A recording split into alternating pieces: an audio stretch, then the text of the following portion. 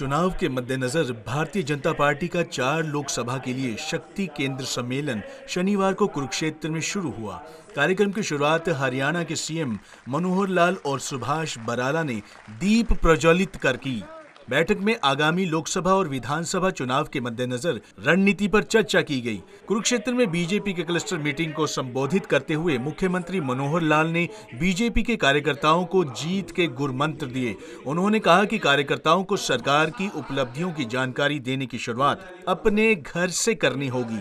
मनोहर लाल ने कांग्रेस पर निशाना साधते हुए कहा कि कांग्रेस ने 70 साल से ज्यादा देश में शासन किया, लेकिन उसने देश का विकास करने के बजाय भ्रष्टाचार को बढ़ावा दिया।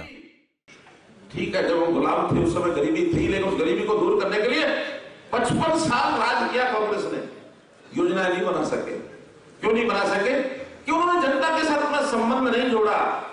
भारतीय जनता पार्टी एक विचार को लेकर के देश की आजादी के समय ही शुरू हुई थी, जनसंघ के रूप में शुरू हुई थी, और जनसंघ के लोगों ने मेहनत करके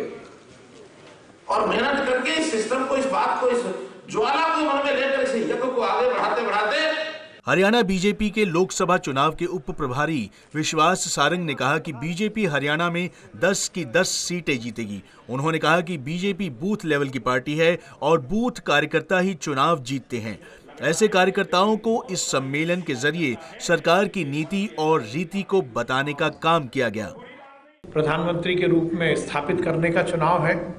भारतीय जनता पार्टी और भारतीय जनता पार्टी के माध्यम से इस देश की जनता पूरी दृढ़ता के साथ नरेंद्र मोदी जी को प्रधानमंत्री बनाएगी, ऐसी हमारी आशा है। और जैसा मैंने पहले कहा कि हमारा संकल्प है कि नरेंद्र मोदी जी की जो जीत होगी उसमें हरियाणा की ओर से 10 कमल के फूल की माला, 10 की 10 लोकसभा की माला हम उन्हें पहनाएंगे।